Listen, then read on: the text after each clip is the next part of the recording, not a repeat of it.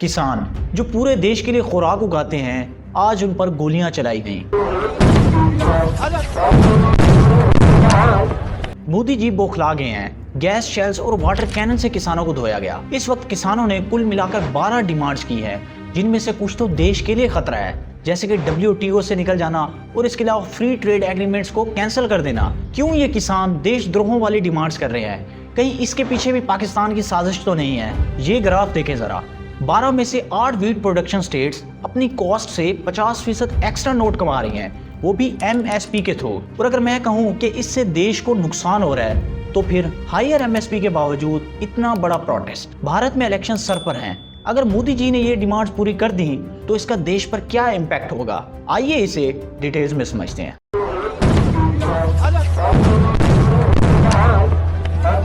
किसान जो देश के लिए अनाज उगाते हैं, आज उन पर गोलियां चलाई गईं। आज से ठीक 2 साल कबल किसानों ने 16 महीने का प्रोटेस्ट किया था, जिसकी मेन रीजन 3 एग्रीकल्चर रिफॉर्म्स थी। इस बार किसानों ने कुल मिलाकर 12 डिमांड्स की हैं, जिन्हें आप पॉज करके पढ़ सकते हैं। हम इसमें से कुछ मोटी मोटी डिमांड्स को समझते हैं। इनमें से कुछ डिमांड्स भारत के फायदे में नहीं है, जैसे कि WTO से निकल जाना और फ्री ट्रेड एग्रीमेंट्स को कैंसिल कर देना। नेगोशिएशन में इस तरह की डिमांड्स जानबूझकर रखी जाती हैं। उन्हें भी पता होता है कि ये पूरी नहीं होनी, लेकिन ये सिर्फ प्रेशर बनाने के लिए होता है, ताकि सरकार दूसरी डिमांड्स को एक्सेप्ट कर ले। इसके अलावा MSP मतलब कि मिनिमम सपोर्ट प्राइस और किसानों का कर्जा माफ करना, ओल्ड एज किसानों की पेंशन, और इसके अलावा स्वामीनाथन कमीशन की रिपोर्ट की इम्प्लीमेंटेशन है। और इसके अलावा 2020 में जो एहतजाज हुआ था, उसके अंदर जो किसानों पर केसेस बनाए गए थे, उनका विड्रॉल है। वीडियो के शुरू में मैंने MSP का जिक्र किया था।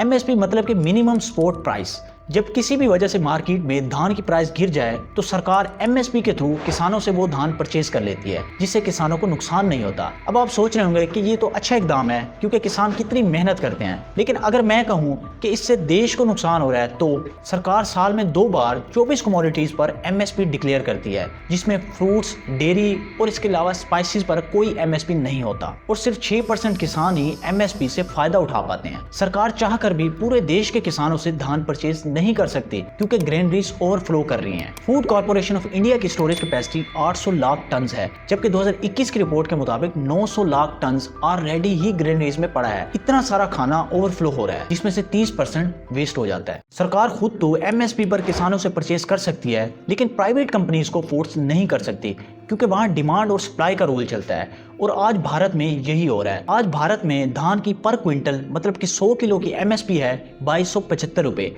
जबकि अगर रशिया से धान को इंपोर्ट किया जाए तो उसकी MSP है 1869 रुपये।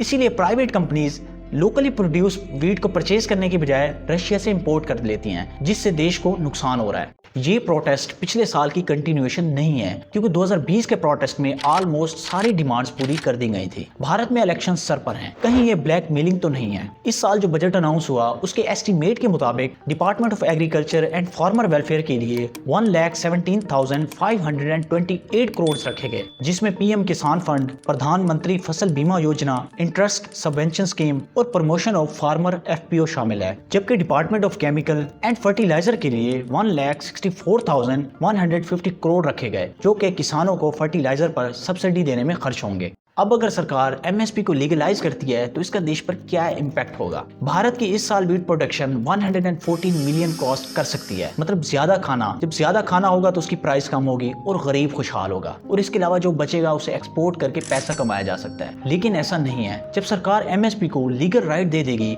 तो प्राइवेट कंपनीज को महंगा वीट खरीदना पड़ेगा, मतलब कि कंपनीज से लेकर कंज्यूमर तक रेट बढ़ जाएंगे और इन्फ्लेशन डबल हो जाएगी। और इसका कारण है ये MSP, जिसके लिए आज ये किसान प्रोटेस्ट कर रहे हैं। स्वामीनाथन कमेटी ने MSP की एक्चुअल प्राइस 50% से ज्यादा रखी थी, मतलब कि अगर वीट की प्रोडक्शन में किसान के 1000 रुपए लगे हैं, तो उसे उसकी प्रोडक्शन कॉस्ट का 50% भी दिया जाएगा। ये ग्राफ देखे जरा। 12 में से 8 वीट प्रोडक्शन स्टेट्स ऑलरेडी अपनी कॉस्ट से 50% से भी ज्यादा नोट कमा रही हैं। अब आप सोच रहे होंगे कि आखिर मसला क्या है? जैसे मैंने आपको पहले बताया कि MSP सिर्फ 20 से 24 कमोडिटीज पर लागू होती है। अब ये किसान चाहते हैं कि एक तो MSP को बढ़ा दिया जाए, और साथ ही कि तमाम कमोडिटीज पर MSP को लागू किया जाए। लास्ट में बस इतना कहना चाहूंगा कि अगर किसानों की इरेशनल डिमांड्स को फुलफिल किया गया तो इसका देश, आम आदमी और इवन के किसानों को ही नुकसान होगा। ये प्रोटेस्ट किसी साजिश का हिस्सा है या नहीं, ये आप कमेंट में बताइएगा। भारत में इस वक्त इलेक्शन का समय है और ये किसान सरकार को ब्लैकमेल करके उनसे अतरंगी डिमांड्स पूरी करवाना चाहते हैं। देखते हैं कि सरकार क्या फैसला करती है। फिलहाल सेंट्रल गवर्नमेंट इन किसानों से नेगोशिएट कर रही है, लेकिन अभी तक बात बन नहीं पा रही।